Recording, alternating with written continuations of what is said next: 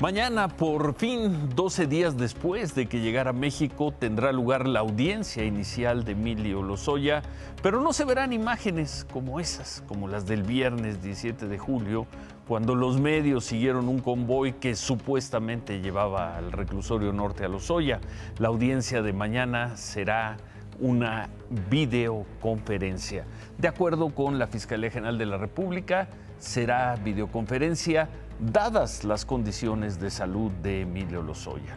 Mañana entonces tendrá lugar la audiencia inicial de formulación de imputación contra Lozoya por el caso de la compraventa de la planta de fertilizantes agronitrogenados, pero seguiremos sin ver a Lozoya mañana a las 9 de la mañana y habrá además una segunda audiencia el miércoles, también por videoconferencia, la mañana del miércoles. Esa será por el caso de la constructora brasileña Odebrecht, por los supuestos hechos de corrupción con la empresa Odebrecht. Buenas noches. El coronavirus y la cifra que no se detiene, la cifra de mexicanos muertos, si bien los números registrados ayer y hoy son más bajos que el promedio de la semana pasada, se superaron ya los 44,000 personas muertas por coronavirus en México. Además, la Secretaría de Salud informó el fin de semana que, de acuerdo con un análisis que se hizo en 20 estados entre marzo y junio, se registraron 71,315 muertes más de las que se habían proyectado, lo que representa, así lo llaman, un exceso de mortalidad del 55%. Esto podría mandar el total de mexicanos muertos entre coronavirus, infecciones respiratorias, arriba de los 100,000 muertos. Por la mañana hablamos, por ejemplo, con el investigador Mario Romero, que desarrolló un software, quien se ha dedicado a analizar estas cifras de exceso de muertes comparadas con meses anteriores.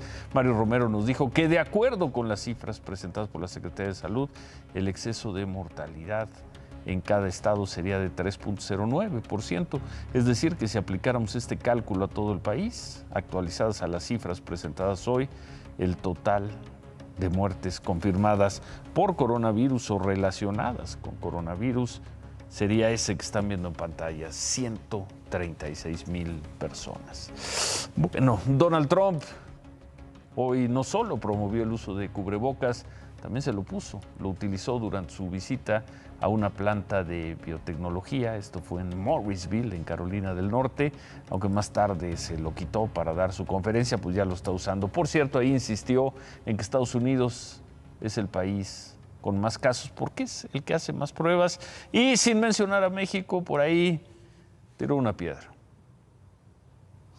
Due to the relative scarcity of testing in Latin America, however, the region's reported number of cases is also likely to be dramatically undercut or undercounted. Given the reality of what we just said, we're focusing aggressively on the Texas border and countries that we think have to be watched very, very carefully, because you have some very, very highly infected countries outside of our borders. Y se está enfocando en la frontera con Texas, pues a no ser que las cosas hayan cambiado, el país que limita con Estados Unidos en su frontera con Texas es México, y Donald Trump también, repito, sin mencionarnos, sin decir la palabra México, pues es otra de las personas que pone muy en duda que las cifras de contagios que difunde México sean las correctas. ¿Cómo están los contagios en la cifra oficial, la que dio a conocer hoy la Secretaría de Salud? Bajó poco respecto a los últimos días el número total de contagiados, 4,000, digamos casi 5,000 en las últimas 24 horas. Nos acercamos en las cifras oficiales, en las cuestionadas cifras oficiales, a los 400,000 contagios. Y bueno, todos los pronósticos dicen que a esto todavía le falta. Vamos a ver cómo se están preparando en México algunos laboratorios. Vamos a ver el caso de un laboratorio para ampliar su capacidad de procesamiento de pruebas de detección del coronavirus. Ellos están saliendo al mercado mundial para conseguir tecnología que les permita ampliar su capacidad. Es el caso del laboratorio Carper More del que es filial la cadena del Chopo. Durante las últimas semanas arrancó la operación de 3 robots para automatizar los análisis y poder cumplir con una creciente demanda de prueba de COVID. Este es solo el ejemplo de un laboratorio. Nosotros hemos sido testigos desde los meses de febrero y marzo que nos empezamos a preparar para lo que veíamos que venía de la pandemia, que los casos no han disminuido. Ha sido complicado en varios aspectos. Uno es que, por ejemplo, la prueba reina, el estándar de oro, que es la reacción en cadena de polimerasa o el PCR, son pruebas que un laboratorio como el nuestro hacía apenas arriba de las 1000 pruebas, digamos, mensuales antes de la pandemia, hablando de un mes prepandemia como diciembre de 2019, y hoy estamos haciendo cerca de 2000 diarias. Segundo problema, en la pandemia estamos todo el planeta y estamos luchando laboratorio contra laboratorio, estado contra estado y ya país contra país por los insumos. Lo que podemos ver escuchando a las autoridades y escuchando diferentes noticias mundiales es que el ritmo se va a mantener por unas semanas más. Y después el regreso a la productividad, las autoridades han determinado, no solo en México, en el mundo, que el regreso a la productividad también va a ser basado en pruebas de PCR. No solo no bajan los números de contagios, sino que pues todas las preparaciones, lo acabamos de ver, todo lo que se está preparando es para hacer más pruebas, para estar preparados, porque esta pandemia, y estamos terminando el mes de julio, que comenzó en México, cuando menos comenzó a finales de febrero, pues todavía le falta quién sabe cuántas semanas, quién sabe cuántos meses. Hay por ahí algunas luces, algunas esperanzas. En Estados Unidos se confirmó que se iniciaron pruebas en 30,000 voluntarios, juntaron 30,000 voluntarios de la vacuna contra el COVID, desarrollada por una compañía de biotecnología estadounidense, compañía Moderna. Esta es la tercera y última fase. Se esperan resultados a fines de año.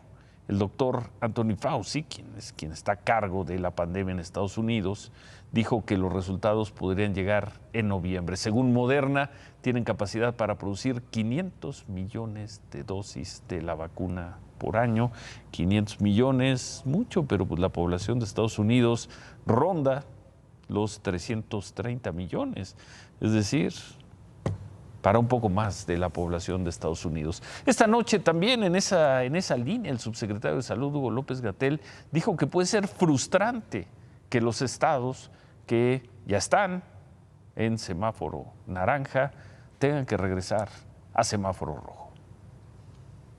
En el semáforo más reciente, varios estados pasaron a rojo, habiendo estado en naranja. Entonces, nadie debe sorprenderse. ¿Es frustrante? Sí, definitivamente lo es, porque uno esperaría, uno desearía tener ya un control progresivo de la epidemia que permitiera una apertura de las actividades sociales y económicas. Pero no es así, no lo ha sido así en ninguna parte del mundo, no tendría por qué ser diferente en México. Hacia jueves, viernes conoceremos los nuevos semáforos. No hay optimismo, la semana empieza sin mucho optimismo sobre la reactivación de actividades. Se ve prácticamente imposible, sería una gran sorpresa que alguna entidad del país, alguna de las 32, pudiera pasar, por ejemplo, a semáforo amarillo. La discusión está en si los estados que marcan semáforo naranja se van a mantener ahí o van a tener que pasar a rojo. Sin embargo, hay estados en donde pues van más adelante o van a contracorriente de las cifras y se han abierto ya casinos, cines, pese a que están en semáforo rojo.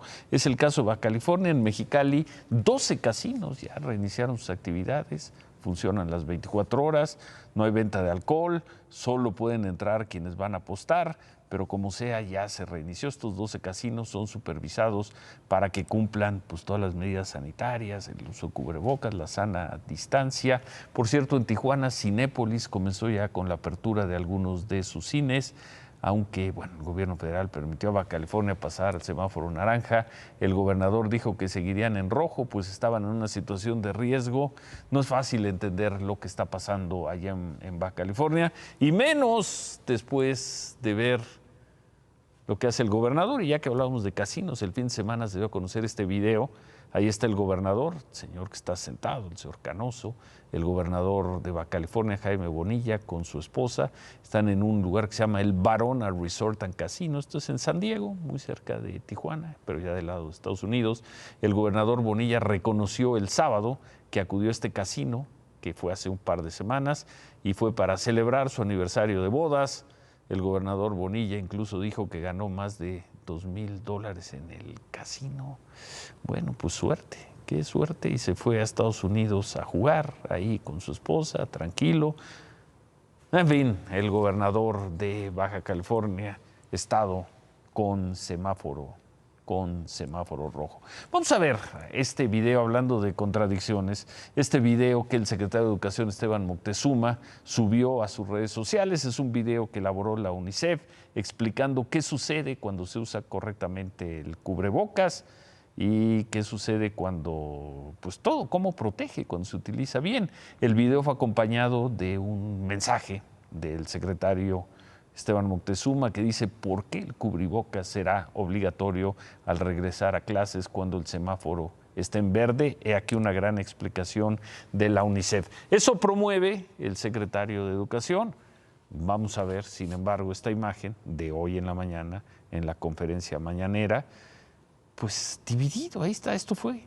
Ahí vemos a la jefa de gobierno de la Ciudad de México con cubrebocas, pero sin cubrebocas a la secretaria de Gobernación, al secretario de la Defensa, al secretario de la Marina, en fin, a más funcionarios, algunos sí, otros no.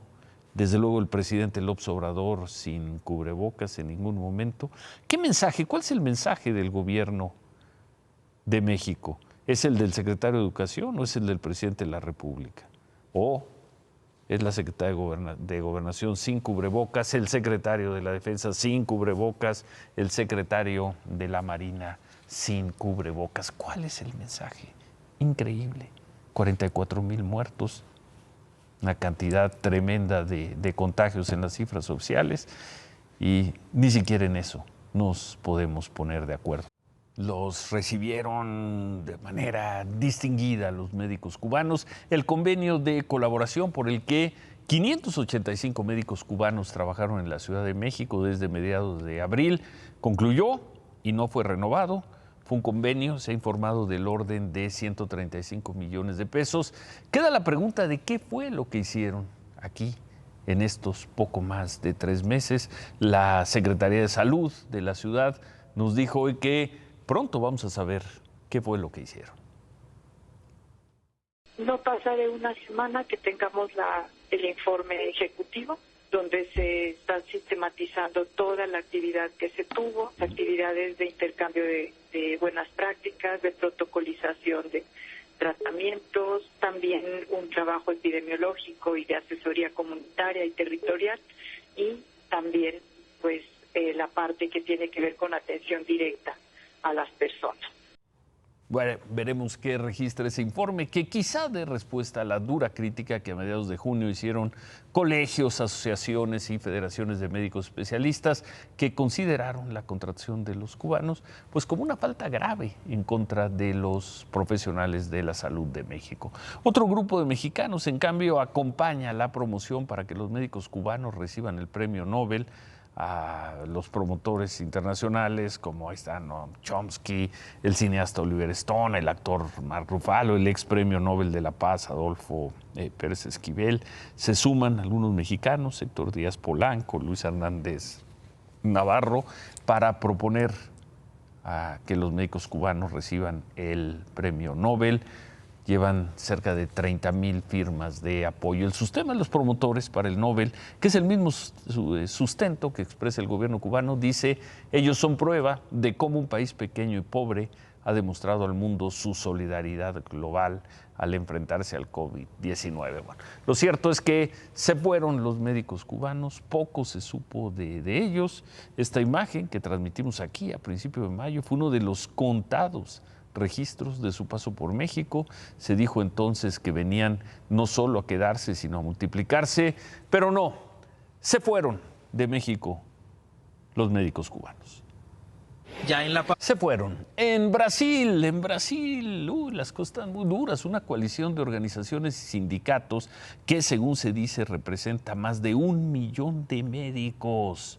Ojo, denunciaron al presidente Bolsonaro, ante la Corte Penal Internacional en La Haya. Lo acusan de genocidio por su mal manejo de la pandemia de coronavirus. Genocidio. Hoy, por cierto, se vio a Bolsonaro con algunos simpatizantes, ahí está, afuera del Palacio de la Alborada, en Brasilia.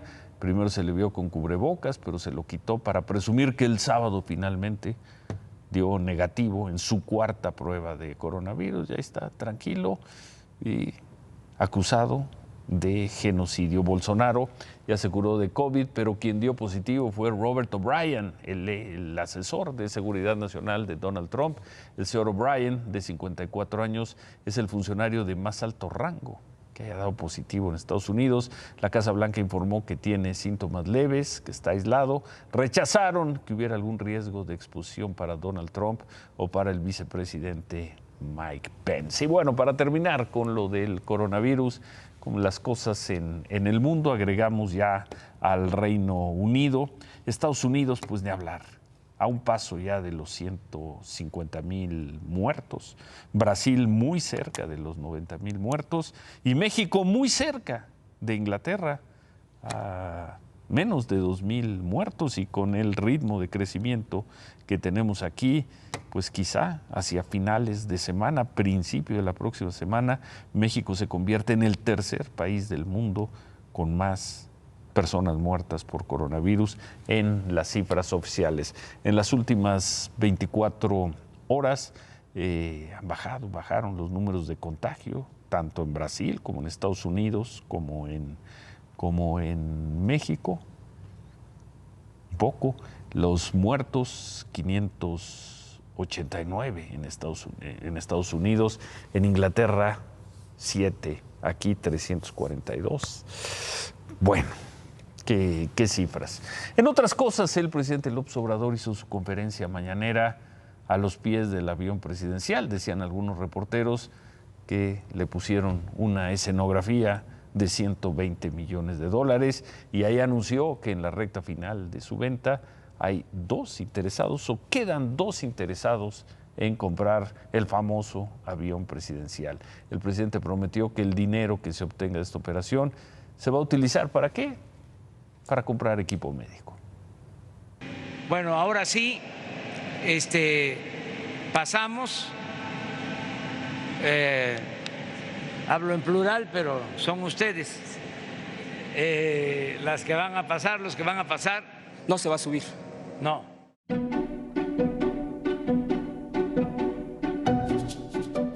El presidente estuvo muy cerca del avión, pero a la hora de las fotos y terminada la conferencia de prensa de esta mañana, mejor se fue.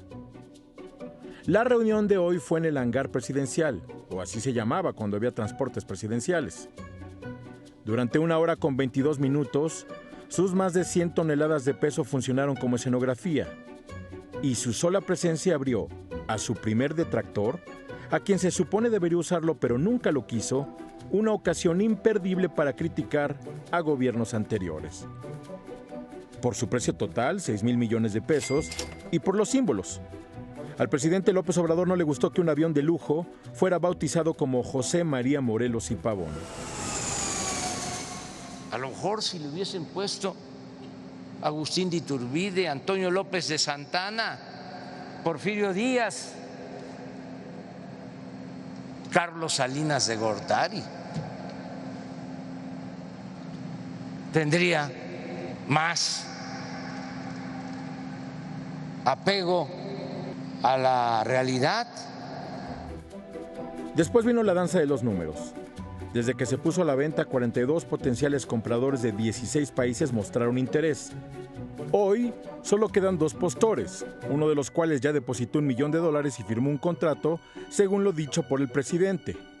Le tocará a la Oficina de Transparencia de la ONU determinar quién hace la mejor oferta.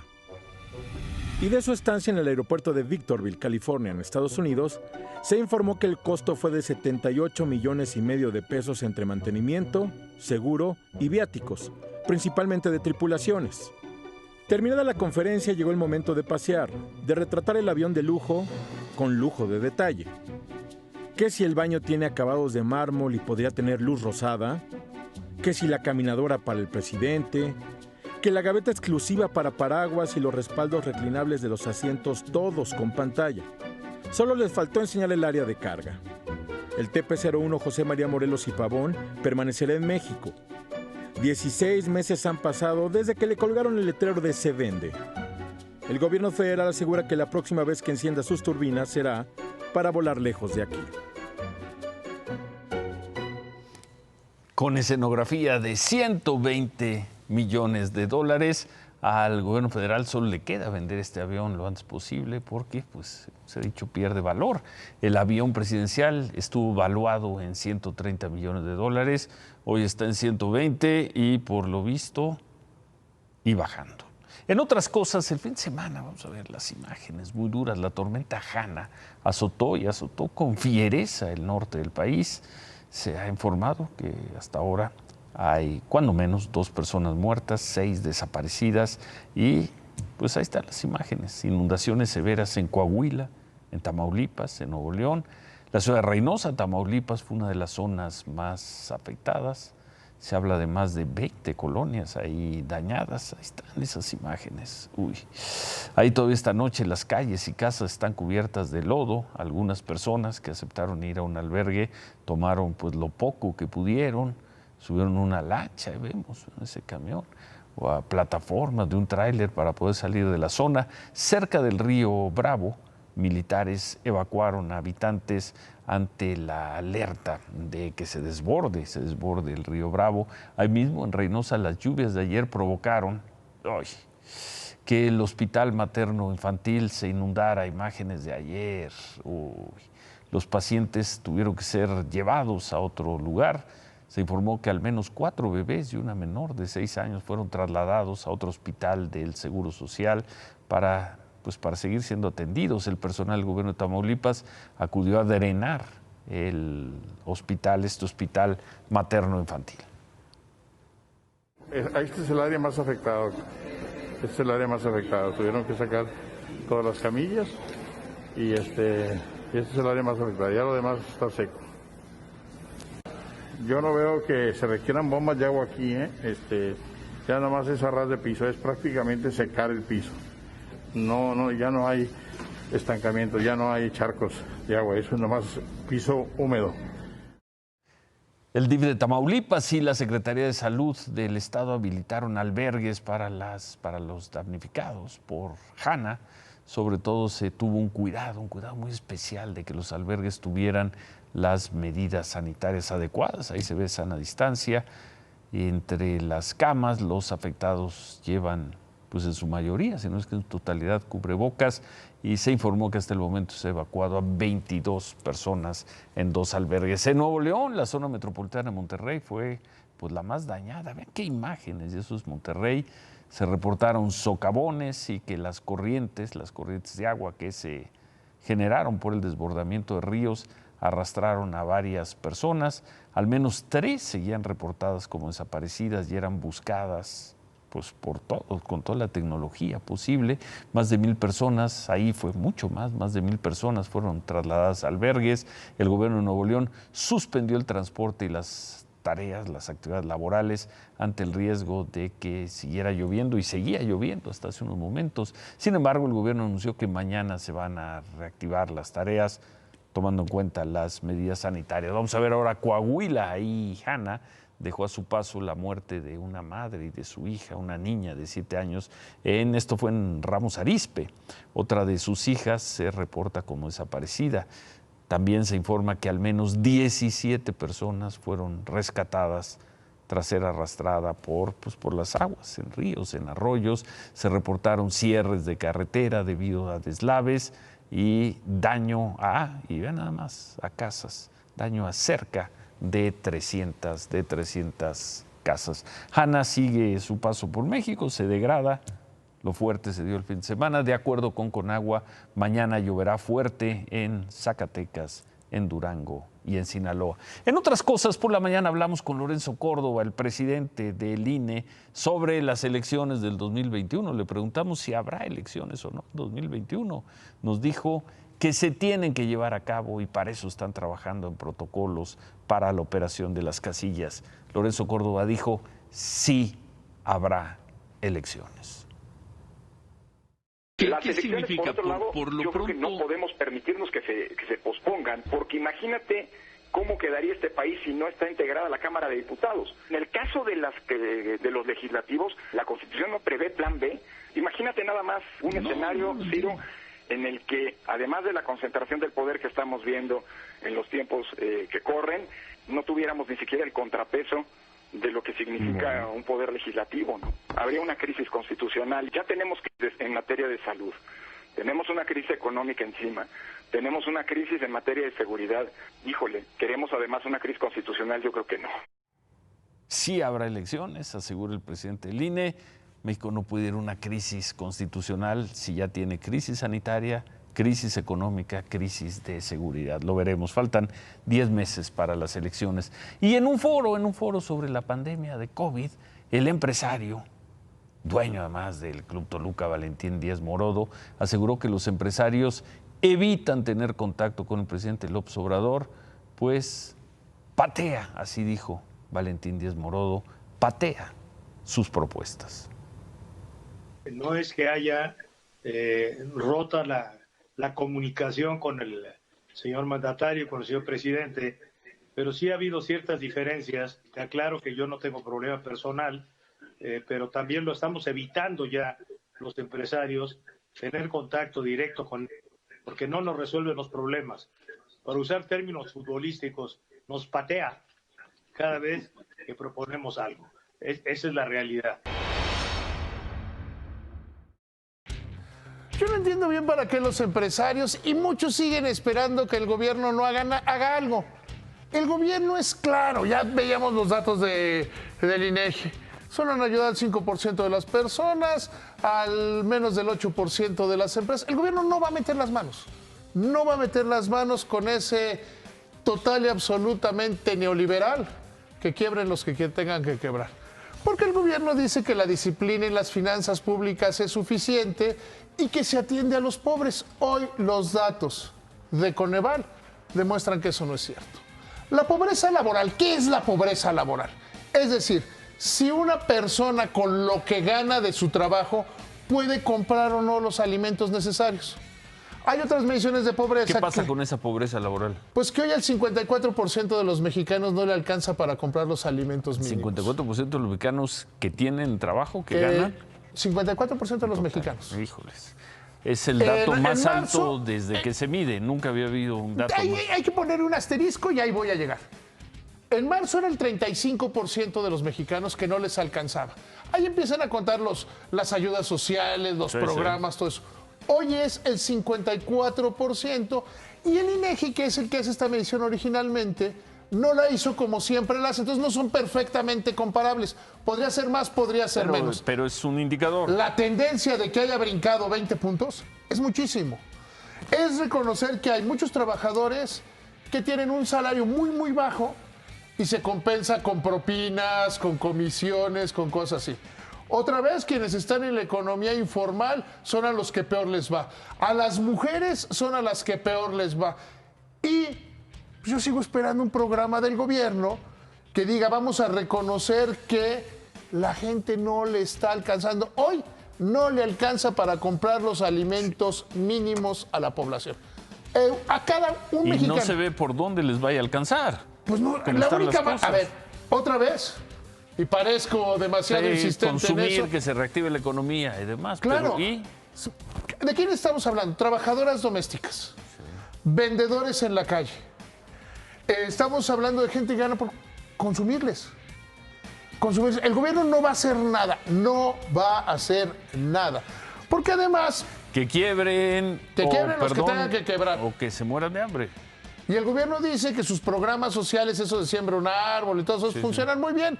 Llegan a 5 de cada 100 mexicanos esos programas. Y hoy la mitad no le alcanza para comprar la comida. Ese es el dato. Terrible. pues, un dato verdaderamente preocupante, y le daría razón a Díaz Morodo que los dejen de patear cada que ofrecen algo al gobierno en términos futbolísticos.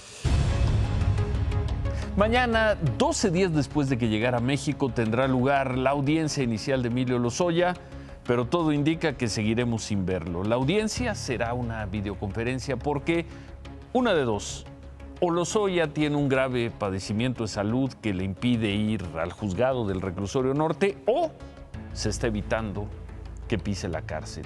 12 días en un hospital son demasiados para una revisión, para una recuperación o para una cirugía menor. Si no está tan mal de salud, ¿por qué se le permite seguir en un hospital? Mañana a las 9 comenzarán a despejarse las primeras incógnitas. Una, si está acusado por la compraventa de una planta fertilizante.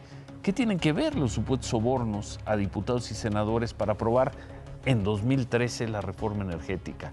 Otra, después de las audiencias de mañana y el miércoles, porque van a ser 2, el juez decidirá si Lozoya se defiende desde la cárcel, desde el hospital o desde su casa. Mañana temprano comienza la fiesta de las supuestas revelaciones nucleares del exdirector de Pemex. ¿El juicio del siglo o la farsa del siglo? Veremos. Se quedan con ¿Qué importa? Gracias. Buenas noches. Ánimo.